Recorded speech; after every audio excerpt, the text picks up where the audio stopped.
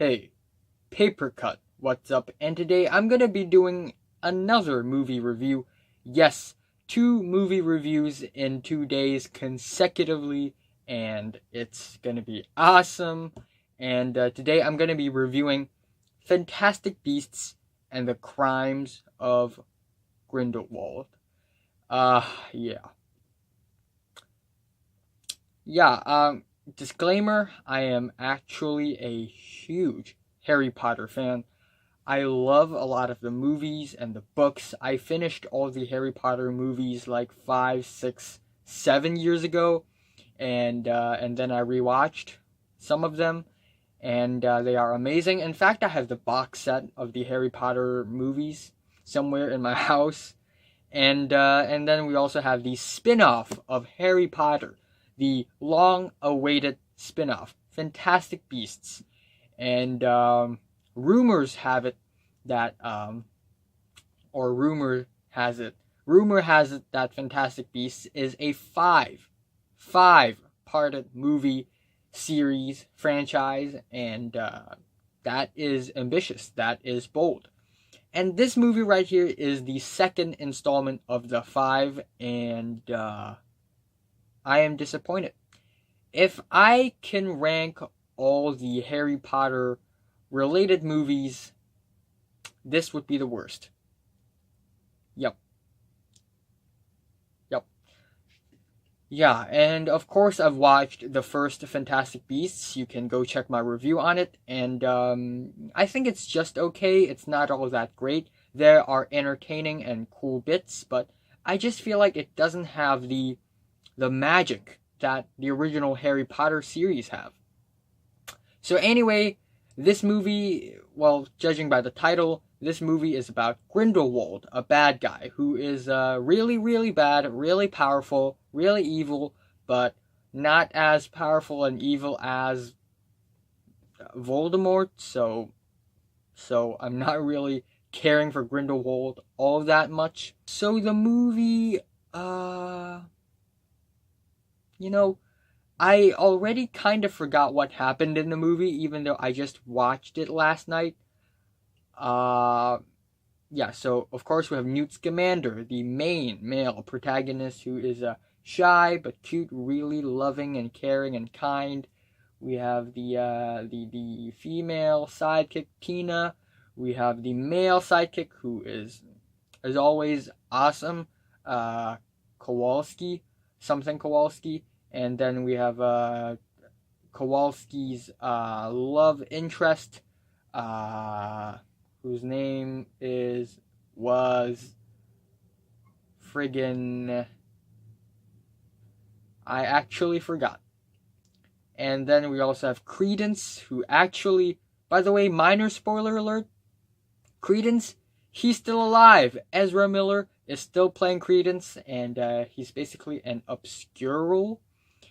I didn't know what's an obscure before I watched Fantastic Beasts, but apparently a child grown up after being abused have the powers to become an obscure, which is basically a person who can turn into a ball of smoke and destroy things.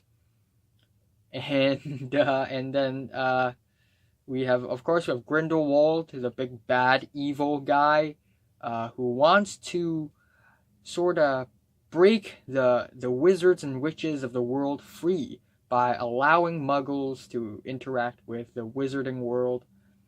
And that's basically it. Yeah, the plot of this movie is almost non-existent, so I'm not going to talk about that right now. Let's start off with the performances, though. I think the performances are pretty good, not bad. First of all, Dumbledore is in this movie, and it should be a huge deal that Dumbledore is appearing in this movie. And Dumbledore is portrayed by Jude Law. And even though it's the young Dumbledore, and maybe the young Dumbledore isn't as wise or as full of confidence as the present day Dumbledore, I think Jude Law's performance as Dumbledore is just okay. I can see that he's giving the character his own spin on it, but still, the character of Dumbledore in this movie isn't all that interesting. He didn't do shit. Yeah. And but Johnny Depp as Grindelwald is brilliant. He's fantastic as Grindelwald. Very menacing. Feels evil, but again, he didn't really do anything in the movie other than killing a couple people and things and destroying some things, and basically that's it. And Ezra Miller as Credence is actually not bad. Yeah, and same also goes for friggin' Eddie Redmayne as Newt Scamander. And Zoe Kravitz is also in this movie as well as Leda Lestrange. Yes, her family name is Lestrange. What? What? What? Well, I can tell you that Bellatrix Lestrange is not the descendant of Leda Lestrange, so you can you can know that. It's not a spoiler. Yeah, the Lestrange family, it's huge. And I guess my favorite thing about the movie is the visuals. They are stunning, and my teeth is hurting, but I'm gonna do my review anyway. The visuals, they are awesome. They look magical, colorful. They are full of different shapes and sizes with different noises and sounds. It comes along. Yeah, the visuals are really pleasing, but the visuals, they are not gonna save the movie, the plot. And if there's one other thing that I appreciate about the movie is that it's not only is it showing us the USA and the UK side of magic, it also shows us the French side of magic. A bulk of the movie also takes place in Paris, France, in the 20s, and we actually get to enter the French Ministry of Magic, which makes me wonder, it would be awesome if they could go to the Chinese Ministry of Magic. It would be really interesting. I don't know if the writers will do this, but I just really, really, really hope that someday in the future they're gonna make a Chinese Ministry of Magic, and it's gonna be awesome. In fact, one of the wizards, followers of Grindelwald, was Asian, so maybe he's from China, maybe Chinese Ministry of Magic is real. Who knows? But hopefully it's real. And now let's get to the cons of the movie. Yeah, this movie is really underwhelming. I was actually quite let down by it. The major problem with the movie is that the plot is just so non-existent. It's just so not there. It's kinda hard to grasp at the plot because A, it's a mess, it's convoluted, and B, it's not really that progressive. Nothing that important had really happened. Similar to Game of Thrones Season 7, I feel like I'm losing love from a series that I used to really, really, really love. But in Game of Thrones Season 7's case, at least it still has some really amazing visuals and action sequences and great characters and great twists and turns and dialogue to hold itself together. But in this movie, it can't hold itself together without the plot. Without the plot, the movie falls apart. It feels vague. It feels, here and there. It doesn't feel cohesive. It doesn't feel coherent. And I kinda actually get where the writers are going when they're making Fantastic Beasts. They're trying to do this, Mission Impossible formula thing, except it's magical and it takes place in the 20s. So they're following this formula that a lot of the action flicks nowadays use. And these kinds of formulas actually work really, really well, especially for the Mission Impossible franchise, which is getting better and better and better every time.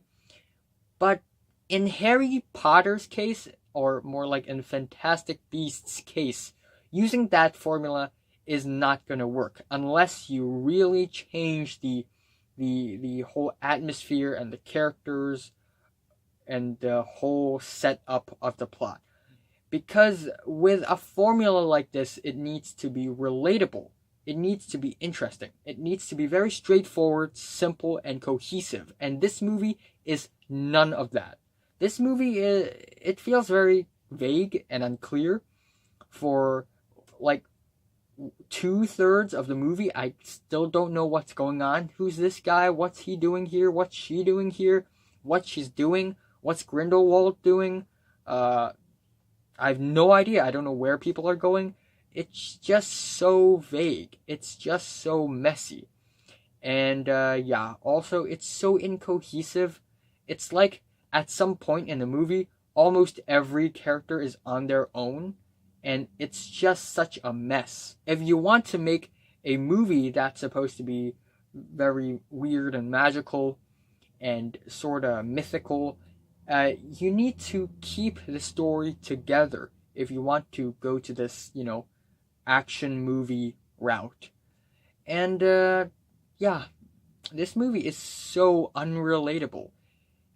In Harry Potter, it's really relatable because I'm sure most of us had been to school, and it's extra more relatable to me because in Hong Kong, our education system is really similar to that of the UK. So I actually, feel really relatable to some of the characters in Harry Potter, and I actually subject myself as one of the students in Hogwarts. But in this movie, who the hell on this earth is an Auror? Who the hell on this earth is a magical zoologist? Who the hell on this earth works for the Ministry of Magic? The Ministry of Magic in Harry Potter is used as like a representation of the government in the magical world, but in this movie, it's more of the main focus, and I just can't subject myself into the story. I feel very disconnected from the story. Also, we have Nagini in this movie. What? And of course, it's a she, and she's Asian, of course. I'm not angered that Nagini is in the movie, but it's just so forced. It's just so... Why? Why did you do this? It's unnecessary. It's totally unnecessary, okay? Nagini is good as this loyal pet of Voldemort who's always very silent, and she's a creature, yada yada. And now, all of a sudden, she's actually an Asian woman? What? And come to think of it, it's actually pretty dark, because in the Harry Potter series, Nagini had eaten people alive. And then at the end, minor spoiler alert, but Neville straight up decapitated Nagini. So, if you think about it, this Asian woman, Nagini, ate people alive. So it's cannibalism, and then she gets decapitated by a teenager with a sword. I guess you could say that there are a lot of Harry Potter Easter eggs and references in the movie here and there, but of course the movie cannot, thrive just being on top of all of these Easter eggs. It's just so non-supportive. And what else? What else do I don't like about the movie? It's boring. Yes, it's boring. I feel like this movie focuses more on franchise building than trying to be a good Harry Potter-based movie with a very intense climax, a very conclusive ending, and some suspenseful and intense build-ups. No, this movie is mainly talking and walking around, and towards the end of the movie, we have a scene where most of the characters were inside the tomb, and they were trying to figure out who Credence really was, and one guy was like, Credence is actually one of the Lestrange, and then Lita Lestrange showed up and denied that, and that scene was like 10 minutes, 20 minutes long, I forgot, but they spent all this time for nothing. At the end of the scene, we still don't know who Credence really was. It's totally pointless. All the chit-chat for nothing. And I guess the last scene, the last scene of the climax of the movie, the last act, it's pretty entertaining, actually, where, Grindelwald, brings all the muggles in, or maybe they're aurors, I don't know, but, in a meeting in France, and, crazy stuff happened. Grindelwald made a ring of flames and tried to kill people, and I guess that scene is pretty interesting, but other than that, meh.